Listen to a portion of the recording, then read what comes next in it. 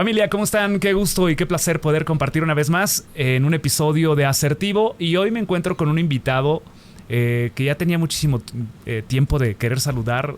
Hasta hoy se nos da la oportunidad y yo siempre he dicho que las cosas son perfectas en el momento que suceden. Y está con nosotros un ser humano que es un ejemplo de resiliencia, que ha pasado cosas complicadas en la vida, que ha construido sobre las cosas complicadas que ha pasado de la vida. Y voy a saludarlo, voy a platicar con él y nos va a compartir mucho de lo que ha vivido y por supuesto todo lo que trae aparte también en la música. Y él es Abelardo Ramírez, líder y fundador del grupo Los Abelardos. Los Abelardos. Los Abelardos. ¿Cómo estás, Abelardo? Qué gustazo saludarte. Dios te bendice. Igualmente, qué gusto tenerte aquí en Asertivo. Tengo mucho tiempo de conocerte, a lo mejor tú tal vez no me conocías, tal vez nos hayamos topado en algún momento. Yo tengo mucho tiempo de conocerte, desde el momento que yo llegué a la radio, ubicaba a Los Abelardos, ubicaba la agrupación, ubicaba a tu esposa, Lala Abelardo.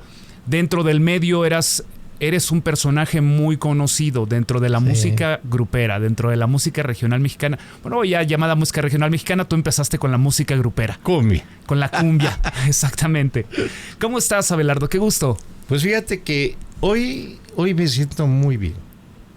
Creo que lo que vivo en este tiempo hace que todas las cosas realmente sean buenas. Para mí, el creer que existe un Dios tan maravilloso y poderoso que puede transformarte, te cambia la vida. Entonces, para mí, este tiempo que vivo de unos 20 años para acá, han sido muy diferentes. Tengo 20 años fuera de la música y hoy vengo porque realmente quiero que la persona que me acompañó durante mis primeros 20 años en la música, que es José Acevedo, que era mi director musical, él está heredando de alguna manera el nombre de Los Abelardos. Y me gusta ir con él porque quiero que la gente sepa que Los Abelardos solamente está Abelardo Ramírez y ahora José Acevedo. Y José Acevedo me acompañó en un momento muy explosivo de Los Abelardos cuando hicimos un segundo éxito poderoso que se llamó Lo Dejaré Todo. Ya se me olvidan hasta los nombres. No, pues es que después de tanta historia y tanto tiempo, y no solamente un segundo éxito, de varios éxitos que crearon con Los Abelardos, sí, de tantas canciones, de tantos éxitos que lograron, de tantas presentaciones en muchísimos lugares. Hoy, después de que tú te alejas un poco de la música, tal vez no alejado completamente al 100%, pero sí dejaste que la agrupación continuara mientras tú trabajabas otras cosas de tu vida. Sí, mira, nosotros en 1989 nacemos como Los Abelardos. Nacemos en un programa que se llama Siempre en Domingo. En ese tiempo nuestro padrino fue don Raúl Velasco y realmente la batalleta que nos dio ese día como Los Abelardos fue un gran empujón para la carrera. Nosotros siempre sentimos el apoyo tanto de Televisa, de la gente que nos arropaba, porque yo era Fonovisa en ese tiempo y en esos años. Entonces la primera parte de mi carrera realmente musical la hice con Fonovisa y ahí metimos pero muchísimos éxitos a la radio. Uno de ellos fue primeramente Las Monedas, por unas monedas. Y después fue Al Ritmo de la Lluvia, Poquito a Poquito, Corazón de Hielo y bueno, y tantos. Después terminamos nuestro contrato y yo me cambio de disquera y ahí en la nueva disquera Teclas hago un nuevo disco para la nueva disquera y para Los Abelardos. Yo estaba cantando, pero creo que la mejor decisión que he tomado fue que él fuera el tema número 1 del disco y fue un número 1 que Lo Dejaría Todo. Era un cover que Chayanne lo hizo éxito, pero imagínate que nosotros teníamos 10 semanas en primer lugar y no nos dejaban vender el disco y bueno, tuvimos 20 semanas, yo creo, o sea, un tiempísimo en la Z, en todas las radios éramos un éxito y fue un éxito nacional nuevamente, que nos llevó nuevamente a Estados Unidos y a todos los lugares donde siempre habíamos estado. Me gustaría, Abelardo, saber, antes de llegar a esta cumbre del éxito, antes de llegar a cuando Los Abelardos ya estaban en todos lados, ¿qué hacía Abelardo? ¿Dónde nació Abelardo? ¿Cómo fue la infancia de Abelardo? Okay. ¿Y cómo es que se encamina hacia la música? Bueno, en primer lugar, yo no tengo antecedentes de que tengo algún familiar que sea alguien que está en la música. Algo ahí supe después que me enteré que Pepe del Rivero, es el autor de Blancas Mariposas de Tabasco, era pariente de nosotros. Yo nací en Villahermosa, Tabasco. A los 8 años me voy a la ciudad de Puebla y a los 18 años me vengo a la Ciudad de México. Ese es ahora sí que el caminar de Abelardo. A los 18 años en la ciudad de Puebla ya estaba yo casado con Lalita, con Laura, y nos venimos a la Ciudad de México y empiezo realmente a trabajar. Yo ya cantaba como solista, pero la economía no era muy buena. Entonces, cuando la economía no es buena y tienes hijos y eso, tienes que tomar decisiones. Entonces yo tomé la decisión de hacer una empresa que era como la de mi papá en la ciudad de Puebla, y la hice en la Ciudad de México, y era envasar productos cereales y todo eso. Okay. Entonces ahí yo puse la primera vez que puse Abelardos. La compañía se llamaba Abelardos con S, el apóstrofe al final, y eso significa de Abelardo. Pero éramos 2 Abelardos. O sea, yo en aquellos años me asocié con alguien que era muy importante a nivel industria, comercio. Él tenía más de 120 o 140 en esos tiempos de vinaterías en la Ciudad de México. Y entonces yo me encargaba de surtir todos los cereales en todas las tiendas, y cuando sobraba, pues vendía en otras tiendas. Pero lo importante era surtir toda esa cadena que tenía don Abelardo. Y fuimos socios muchos años. Pero yo siempre traía la música en mi corazón. O sea, definitivamente la música era lo mío. Y un día llegué y le dije, jefe, tengo que dejar esto. La verdad no estoy contento.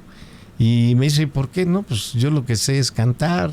Yo lo que sé hacer es hacer música y eso. Y me dijo, ¿y por qué no lo haces? Porque usted me quita todo mi tiempo, entonces no puedo hacerlo. Entonces ya tenía en ese tiempo pues ingresos muy fuertes, porque el negocio era muy bueno.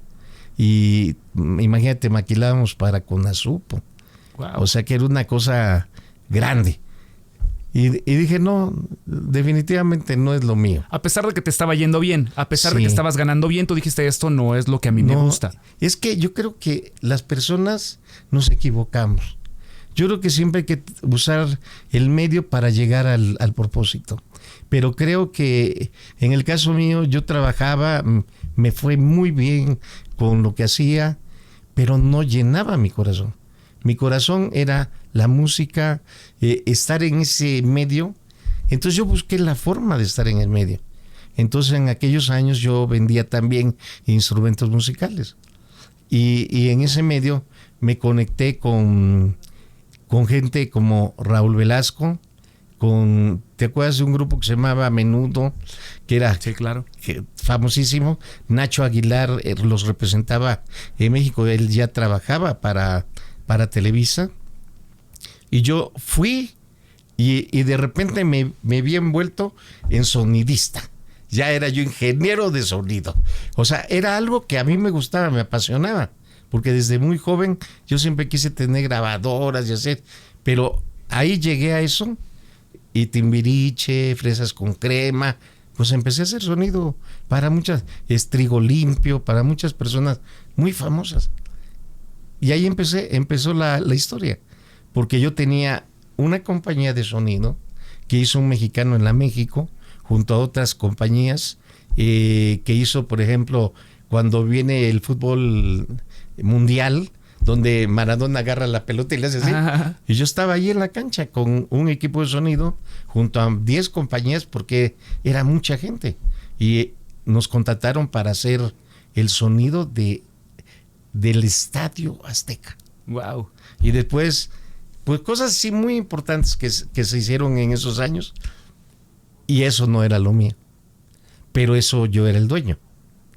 Entonces, como yo trabajaba se llamaba la compañía, bueno, Promo Show, que era Nacho Aguilar, que trabajaba con Raúl Velasco, y por otro lado, los que manejaban a Fresas con Cremas y todo, que era Televisa San Ángel. Y ahí empecé yo, primero haciéndoles el sonido. Yo ya tenía estudio de grabación, y ahí les dije a los meros directivos, les digo, no, pues yo lo que quiero es cantar.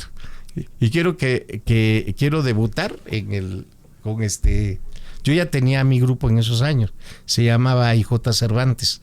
Y entonces me dijeron, ¿y qué haces, Abelardo, si nunca cantas? No, pues yo soy cantante y tenemos una banda y todo, grabábamos para Polygram, pero nunca había yo usado esas relaciones que yo tenía. Entonces me dijeron, ¿serio? Sí. Raúl Velasco, los Abelardos, una historia atrás de todos los Abelardos, y mi primer fecha con los Abelardos, 30 de abril de 1989. A partir de ahí yo ya tenía un tiempo cantando con IJ Cervantes, cerca de 3 o 4 años. Yo dejé la agrupación esa y hice los Abelardos. De ahí teníamos, por ejemplo, de aquellos años me acuerdo que teníamos programas de radio, solito los Abelardos y los Bukis. Así de ese tamaño era el asunto. Wow. Pero todo eso era porque yo tenía esa infraestructura que había yo hecho en esos años de trabajo. Antes de que tú hicieras esta infraestructura, antes de que trabajaras dentro de esta empresa empacadora y que te fuera bien, y después la música, la familia de Abelardo, sus papás, o sea, ¿había lana para invertir en todas las cosas que tenías? ¿O cómo fue que lograste llegar? ¿O cómo fue que lograste esos objetivos? No. En primer lugar, cuando yo era muy joven, mi papá me ayudó para hacer la primera banda, porque yo empecé a los 14 años a tocar. Entonces mi papá sí me compró el equipo, y en aquellos años se acostumbraba que se alquilaba el equipo, no la gente no tenía para comprar el equipo. Entonces nosotros le alquilábamos el equipo a mi papá y yo tocaba con mis amigos en las fiestas. Entonces esa fue la primera etapa. Pero yo me despego de mi papá. Cuando vengo a México, yo vengo a trabajar y no sabía en qué iba a trabajar, porque yo me vengo peleado. O sea, nos alejamos por un malentendido con mi papá, y yo me separo de él. Ya venía casado. Lo que tenía era una camioneta y no sé, a lo mejor 10,000 pesos en la bolsa. Pero sabía trabajar. Toda mi vida de joven fue trabajo. Y ahí empiezo a venderle a la empresa de mi socio, al que iba a ser mi socio. Yo le vendía lentejas, frijoles, arroz y todo eso a sus tiendas. Pero compraban poquito y todo eso, y yo era lo que hacía. Ahí fue cuando me empezó el asunto de los instrumentos. Como soy comerciante, yo viajaba a Estados Unidos y me traía una guitarra, pero una guitarra que costaba $3,000-4,000. O sea, porque a mí me gustaban los instrumentos caros. Y esos instrumentos acá pues, se vendían muy bien. Y pues me acostumbré a traer instrumento que de repente me había envuelto en una empresa que se llama Hermes. Okay. Y Hermes es, yo creo que la empresa más poderosa de instrumentos. Que importa y vende instrumentos aquí en México. El dueño y yo, haz de cuenta que empezamos juntos en esa empresa. Pero él hizo Hermes Estados Unidos y yo hice Sonorizaciones México. Entonces yo compraba todo lo de Hermes. Y eso lo vendía a Sonorización. Por eso dejé a mi socio, porque esta empresa era mucho más poderosa y hacíamos más cosas. ¿Tú crees que fue un parteaguas la pelea con tu papá? El que tuvieras que separarte en ese momento, el que tuvieras que venirte para acá, y eso cambió completamente el rumbo de tu vida.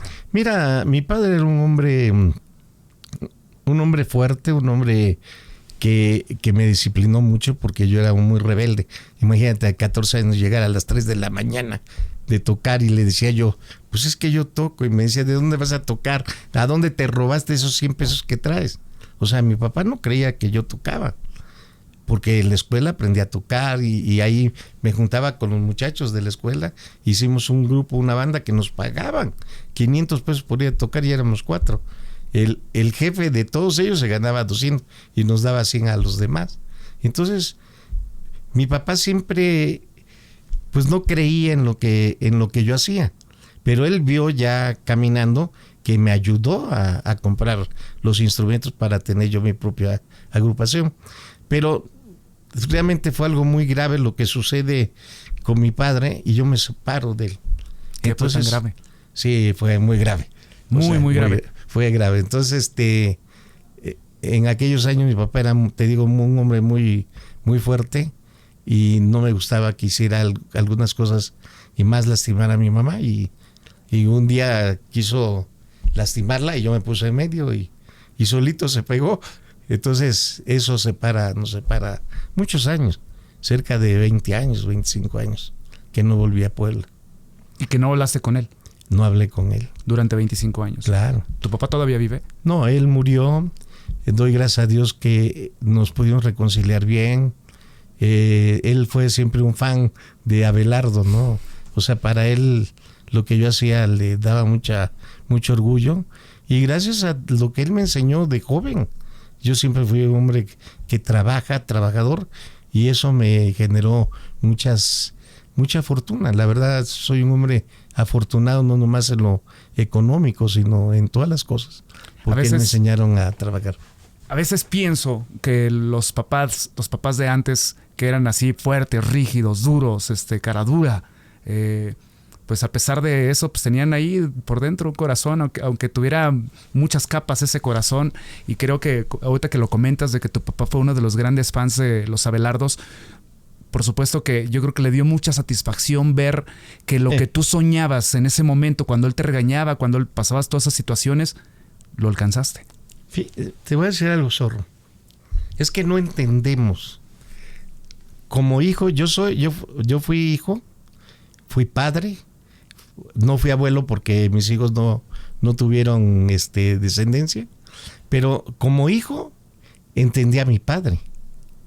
Y ese padre realmente, a pesar de lo duro y difícil que era un buen hombre, porque él siempre ayudó a su familia, a su hijo, que yo soy el único hijo varón, me ayudó mucho. O sea, no puedo quejarme de que no hubiera tenido ayuda de mi padre. No, sí, me separo de él por lo que tú quieras, pero la enseñanza que yo tengo de mi padre fue una enseñanza de vida, porque a mi familia nunca le faltó nada.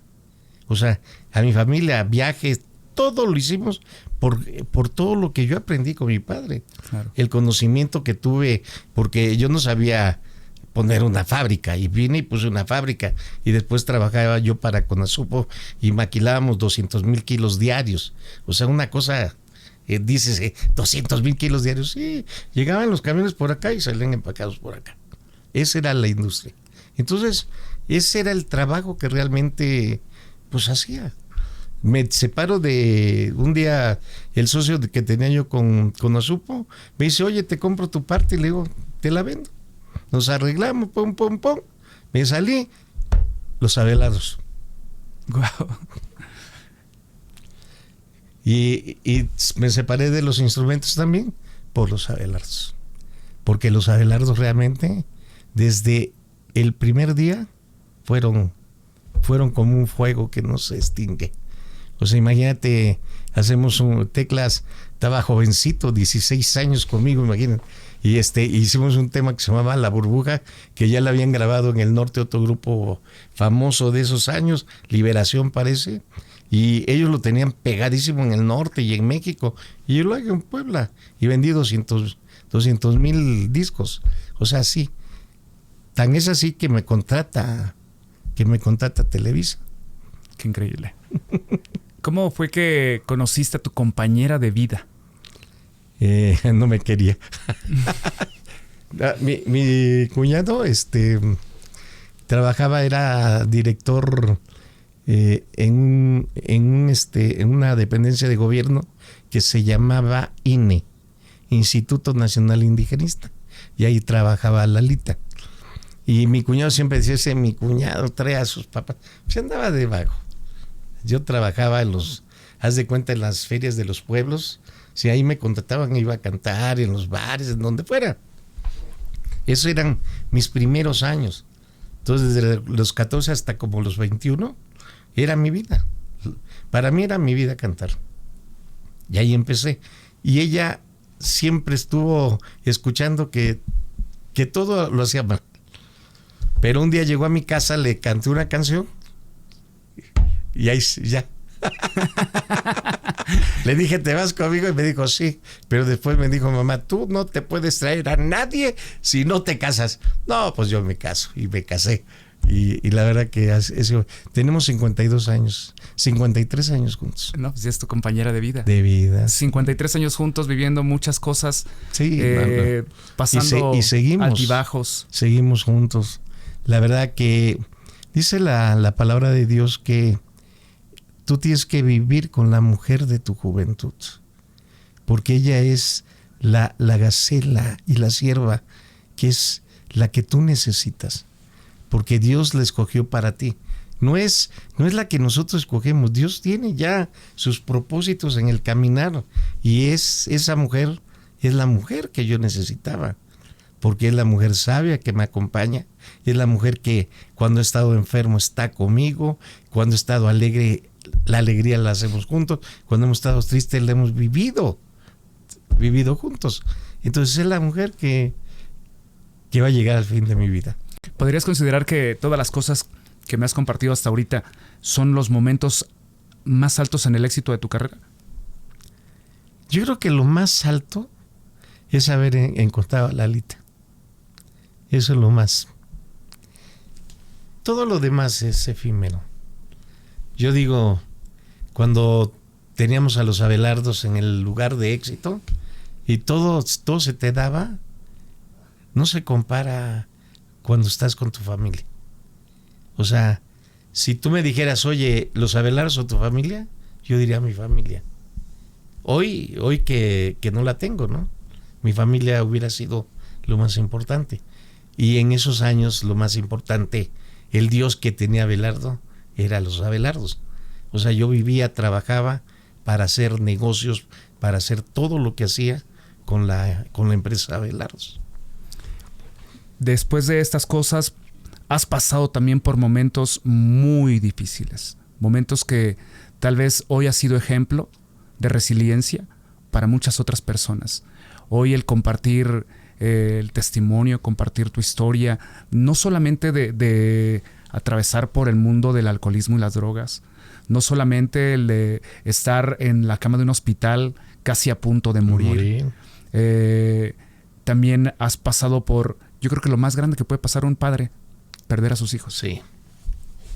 Creo que si pierdes a tu mami o a tu papi te llaman huérfano, ¿no? O si pierdes un hermano o un primo. Siempre hay nombre para casi todo. Pero la pérdida de un hijo ni nombre tiene, nada. No hay manera de representarlo con un nombre o con cualquier cosa.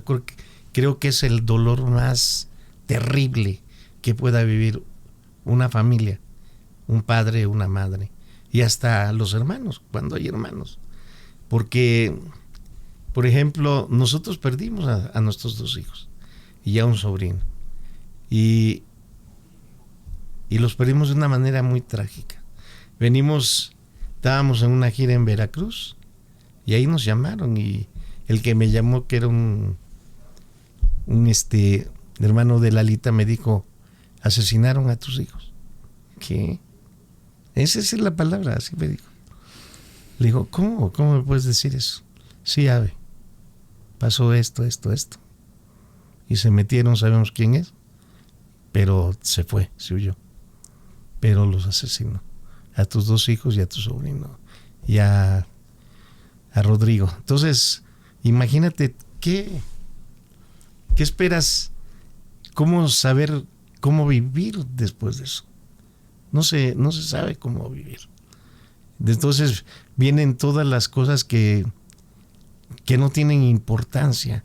Entonces ahí te das cuenta qué es lo importante. Si a lo mejor yo hubiera estado, no sucede, ¿verdad? Pero era más importante ir a trabajar, ir a cantar, hacer dinero, ¿cierto? O sea, las cosas que las personas se afanan, que las personas pierden, porque realmente la vida y cada uno de nosotros somos neblina que se disipa por un corto tiempo y luego se desvanece. O sea, no hay manera de agarrar la vida. Se desvanece, así en nuestra vida.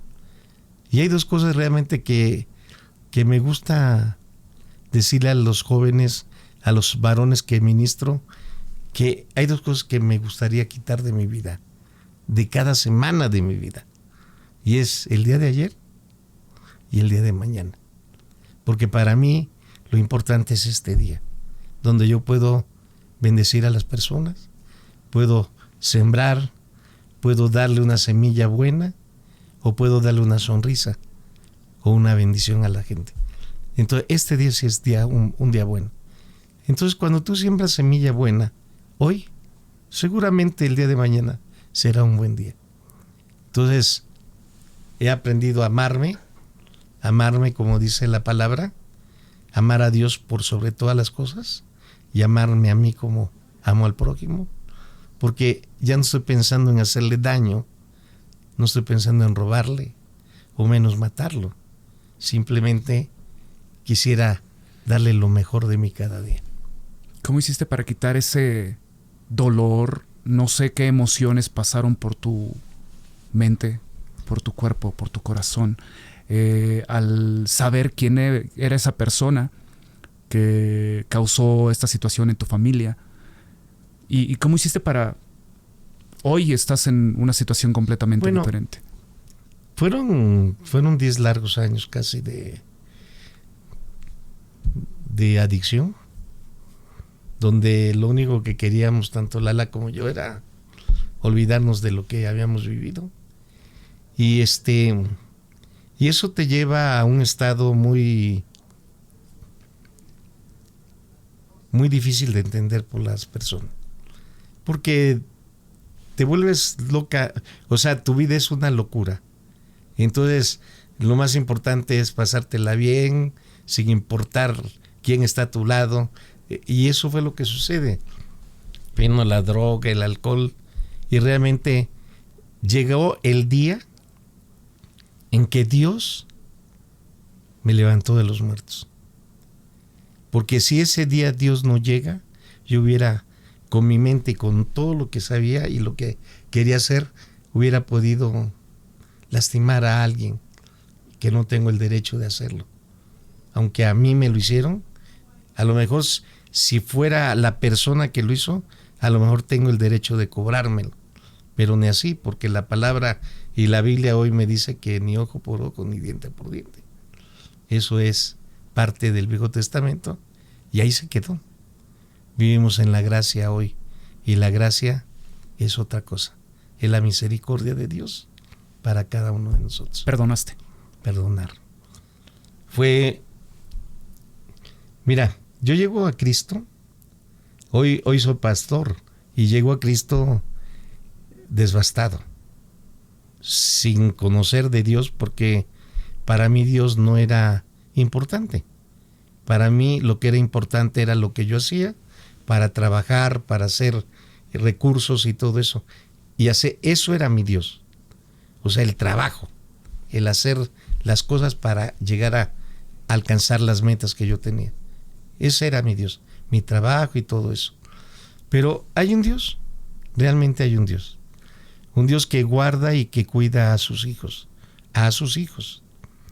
Y entonces a mí me alcanzó Rodrigo y Yuri de alguna manera, pero a través de Mamá Dulce, su mami de Yuri, y de Carlos.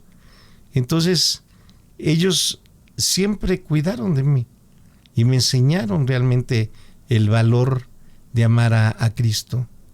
Y desde que llego a esa relación con Él, desde el primer día empezó a sanarme, empezó a que todas esas lágrimas fueran realmente de recuperar a Abelardo, de volver a hacer que Abelardo tuviera un sentido. Entonces todas las lágrimas derramadas que en ese tiempo de recuperación, que me quita adicciones, que me quita todo lo que era, pues valieron la pena, porque Jesús solamente dijo: tira la droga, deja el alcohol, y me sanó. Me sanó de todo, tenía cáncer y me sanó. Entonces, digo, ¿hay un Dios mejor que Él? No, definitivamente no. Entonces, hay un camino, se llama Jesús, y hay un Padre.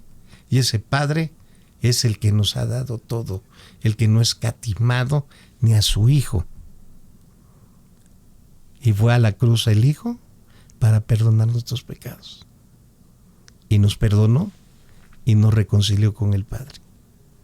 Entonces eso cambia todo. Entonces, cuando me dijeron, vas a perdonar a José Acevedo, José Acevedo, José el Chaparro, no, yo les dije que no. Pero ¿cómo no vas a perdonar? La palabra dice eso.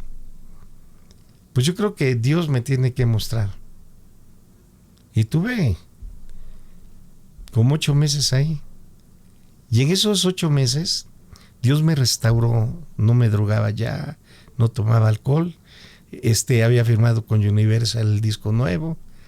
Y fuimos a hacer un video. Un domingo ya estaba todo preparado. Y me vi bien, gordito. Y dije, ¿saben qué? No quiero filmar el video hasta el año que entra, que estamos en diciembre. Me voy a poner a dieta y a bajar de peso porque no puedo salir. Después de 4 años sin disco, salir así. Y paré todo y me fui y le dije a mi esposa, ¿sabes qué? Me quiero hacer una liposucción.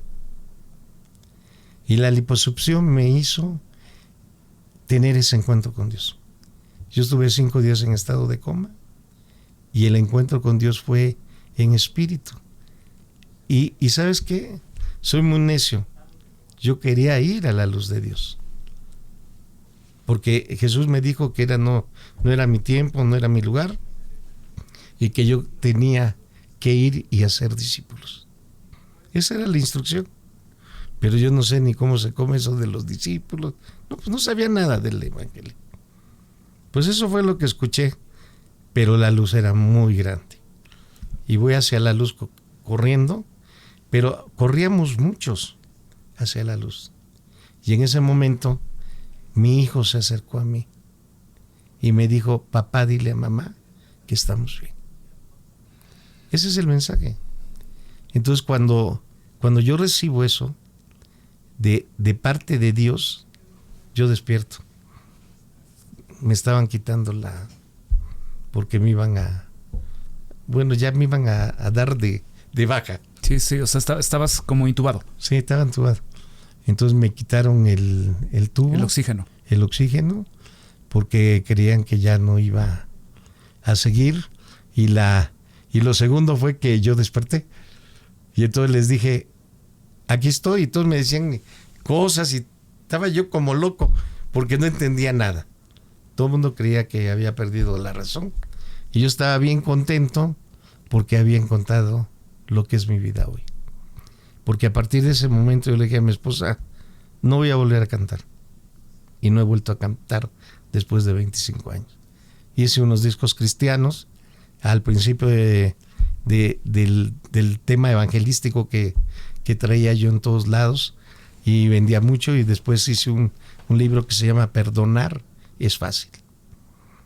Y me decían que estaba loco. Pues no estoy loco. O sea, te voy a platicar algo. El perdón no se gesta en lo natural. El perdón viene de los cielos. Porque ahí, en los cielos, el Padre, el Hijo y el Espíritu Santo decidieron que la humanidad tenía una nueva oportunidad. Y entonces Cristo vino por esa humanidad que necesitaba reconciliarse con el Padre. Por eso es el camino. Entonces, el perdón no lo hicimos nosotros, lo hizo Dios para nosotros. Entonces, cuando no perdonamos, nosotros nos creemos Dios. No podemos darle esa muestra de amor que debemos de tener con aquellos que nos han lastimado. Porque quiero decirte, zorro, que todo se trata de amor. No se trata de tener dinero, de tener el mejor carro. No, La vida se trata de amar al prójimo, de bendecir al prójimo, de servir al prójimo y de humillarse con tal de que el prójimo conozca lo que tú tienes. Y eso es lo que cambió la vida y cambió mi historia. Cuando elegiste este camino, ¿volviste a vivir episodios como estos en tu vida? Episodios como los del pasado, episodios como los del cáncer, como los de estar en coma, como los de... Has estado desde hace 20 años... Se me quitaron las enfermedades. Nunca jamás... Bueno, sí la conozco porque la conozco, la droga. Nunca jamás en mi vida, después de ese momento que te digo que tengo mi encuentro con Jesús, volví a probar la droga. De un día para otro se fue a... ¿Tienes a la algún basura. otro vicio? ¿Alcohol? ¿Cigarro? Nada. No tengo ningún vicio, nomás comer. Porque dicen que pastor sin panza no es de confianza. Han Sí, sido mi 20 vida años cambió. que has decidido cambiar, bueno, que tú decidiste, yo creo que yo te lo podría decir que sería muy terrenal, que allá arriba decidieron cambiarte la vida. Porque pues, a lo mejor uno puede decir, yo quiero esto, yo quiero lo otro, y tú bien lo dijiste hace un ratito. Nosotros podemos decir qué es lo que queremos en la vida, pero allá arriba ya nos tienen un objetivo. No, es que la gente no sabe que todo el ser humano tiene un propósito. Pero para que se cumpla ese propósito, hay un hombre que es como una piedra de tropiezo para Dios. Es el peor enemigo de Dios. Y el peor enemigo de Dios soy yo. Porque la tierra prometida está a 11 días de camino de Egipto a la tierra prometida. Y el pueblo de Israel se tardó 40 años por la dura cerviz y por el duro corazón que tenía. Y eso es lo mismo con nosotros. Nosotros nos podemos tardar toda una vida sin darnos cuenta que el perdón en la cruz se gestó. Y que ahí en esa cruz murió Jesús y nos perdonó. Y Él no te va a volver a pedir cuentas de nada. Ya te perdonó ayer, hoy y mañana. Ya. Entonces lo que tenemos que hacer es agradarle a Dios y hacer las cosas que a Dios le agradan. Porque si haces las cosas que a Dios le agradan, no lastimarías a la gente que amas. Claro. O a la gente que conoces, o a la gente que está en tu entorno, o tus empleados, o los trabajadores de la empresa, o a tu patrón mismo. No, la gente que ama no lastima. Durante estos 20 años ha llegado gente a tu vida, personas que han vivido tal vez situaciones similares, buscando sanar, buscando cambiar, buscando acercarse pues más a Dios. Tal vez en las drogas, como bien lo dijiste, si quieres dejar, si Dios dice ya deja las drogas de un día para otro, ¿has vivido otras experiencias similares de la gente que dice quiero ya quitarme todo esto? Bueno, el ministerio de Lalita y mío se llama El Consuelo de Dios. Es un ministerio que tenemos más o menos 13, 14 años, ya desde hace mucho tiempo. Y el ministerio, su visión del ministerio, su misión del ministerio es ayudarle a los padres que han tenido una pérdida. Porque es el dolor, como te digo, es el dolor más grande. Más grande. Entonces, ¿quién te puede ayudar si tú eres drogadicto? Pues un drogadicto que pudo salir de ese lugar. O si eres alcohólico, los alcohólicos te pueden ayudar. Pero sanar el corazón solamente lo sana el Señor. Entonces a nosotros nos usa para que la gente se dé cuenta de que sí hay una forma y una manera de sanar el corazón después de una tragedia como la de nosotros. Ayer estaba hablando con los varones ministrándolo y precisamente les digo eso. Usted tiene que liberarse de la falta de perdón que tiene. Usted trae artritis porque no perdona. Todo el sistema gastro que trae todo hecho un mar de tempestad, de cáncer, de diabetes, de todo. Pues porque no perdona. Y lo único que lo va a hacer libre de todas esas enfermedades es que usted decida decirle a Dios, esto tienes que, me está doliendo, como si lo hablaras. Entonces haces tu carta. Odio a mi hermano porque no me ve desde hace 25 años, o a mi papá que se fue por los cigarros y no regresó. Todo, escríbelo. Y después cuando lo escribes, rómpelo. Y dile a Dios, esto es lo que necesito de ti. Que perdone realmente de corazón a aquellas personas que me han lastimado. Y eso es lo que pasó conmigo. 8 meses en recuperar, que no había ya droga, alcohol, ya listo para de nuevo ir a la fiesta, porque, bueno, pero ya sin alcohol y sin droga, haciendo un disco nuevo, a trabajar. Y el Señor me dice, no te salvé para que hagas esto. Y me muestra su gloria. Y eso cambia mi vida. O sea, a mí me jaló la oreja y me dijo, tú vas a ir a ser discípulos. Y eso es lo que hago ahora. Gente que trabaja a través del ministerio, aprendiendo la Biblia, la palabra, y que hoy, después de un tiempo, ya predica, ya hace el trabajo para Dios y para alcanzar a más personas. Ese es nuestro. No hay otra. En la palabra no dice que vaya a ser dinero, no. Es ya ser discípulos. Dices que el perdón es trabajar para perdonar a las personas que creemos que nos hicieron daño. Pero me imagino que también trabajamos mucho, o se tiene que trabajar más, yo creo que el más importante, el perdonarnos a nosotros mismos. Claro. Porque después de todo lo que viviste, me imagino que te culpaste mucho, que tal vez hiciste mucho por ¿por qué me pasó esto? Y tal vez te castigaste demasiado y tenías que perdonarte por haber sido así tan duro. ¿Sabes qué pasa? Que yo siempre he pensado que las decisiones malas no las toman las personas que están enfrente de ti. Yo siempre he pensado que las decisiones las tomamos individualmente cada persona. Y si esa persona tomó esa decisión, yo no sé por qué hasta hoy no sé por qué lo hizo. Y por eso lo perdoné y lo bendigo a donde quiera que esté. Porque sé quién es, hay una orden de aprehensión para meterlo al reclusorio, pero no lo encontramos después de casi 26 años, 27 años. Sigue prófugo. Y la gente no sabe, no lo ha encontrado. Pero yo no puedo estar encarcelado al mismo tiempo con él. Claro. Y eso hizo la Biblia, y la palabra dice que la libertad está cuando tú hablas la verdad con Dios. Entonces yo hablé con Dios. Yo me puse a cuentas con Dios. O sea, a lo mejor sí le dije una mala palabra. No sé. Pero eso no hace que mate o asesine a la gente.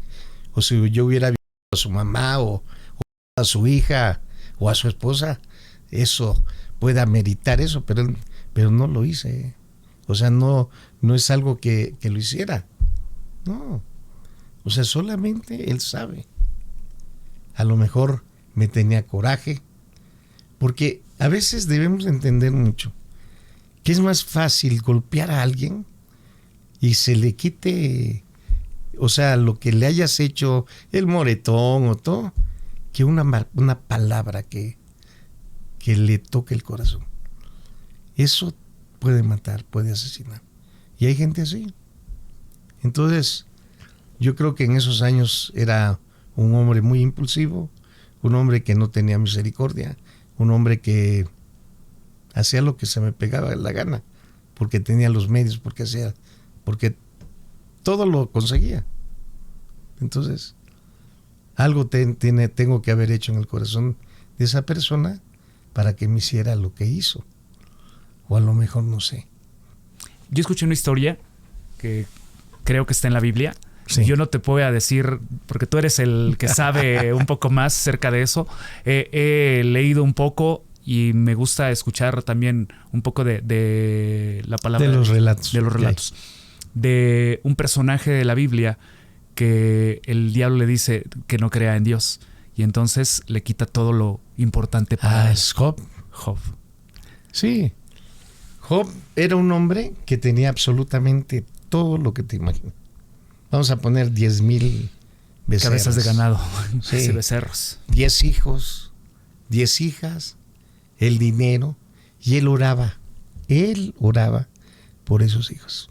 Todos los días. Quemaba incienso, quemaba ahora sí que la ofrenda para Dios. Y llegó Satanás junto a los hijos de Dios.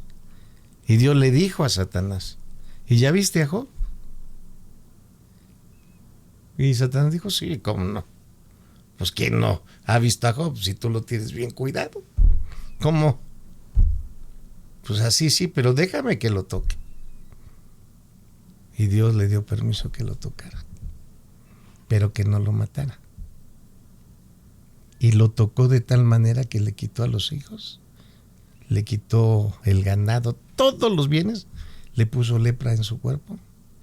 Y la esposa le dijo, ya maldice a tu Dios y ya muérete. Y él dijo, no, si Dios da, también lo puede quitar. Y entonces Dios le dio todo al doble. Y Satanás ya no lo pudo tocar nunca más. ¿Te representas en esa historia? No, yo no soy Job. Yo creo que soy un hombre que tiene muchos pecados, que le pedí perdón a Dios y... O sea, el Job era alguien muy especial. El libro de Job te enseña mucho. No, yo soy un hombre pecador, con todos los pecados del mundo, pero redimidos por Jesús.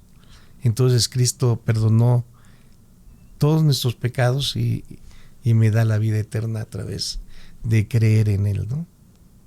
Pero sí, esa historia de Job es muy poderosa. Abelardo, qué increíble.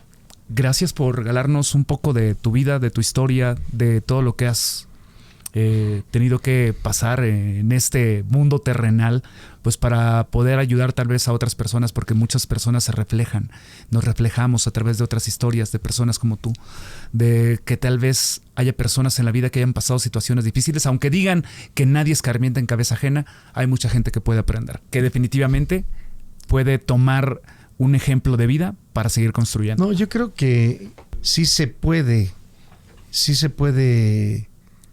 tener eso para construir una nueva vida. Cuando tú conoces a Dios puedes reconstruir tu vida. Yo tengo gentes que, o sea, yo nunca pensé que pudieran haber historias más fuertes que las de nosotros, ¿no? Y sí hay historias muy terribles y que han venido con nosotros y hemos visto cómo caminan, cómo Dios las abraza y Dios las encamina a un nuevo porvenir, a un nuevo principio. Yo creo que lo más importante es creerle a Dios y Dios hace los cambios. O sea, el dolor es algo que muchas veces camina contigo todo el tiempo, pero el sufrimiento te lo quita Dios. Pero es una decisión, te digo, ¿voy a seguir sufriendo o voy a hacerle caso a Dios? Y una palabra que me dio Dios para hacerle caso es: mía es la venganza, yo pagaré. Y si tu enemigo tiene hambre, dale de comer. Y si tu enemigo tiene sed, dale de beber, porque carbones encendidos amontonaré sobre su cabeza. La venganza no es tuya. Eso es perdonar. Dejar atrás la venganza. Dejar atrás ese pasado que te duele. Perdonar es realmente poder bendecir a las personas que te han hecho daño. Y yo aprendí a decir, José Juárez Juárez, yo te perdono y te bendigo en el nombre de Jesús. Gracias, Abelardo. De nada. Gracias por compartirlo. Gracias por Igualmente.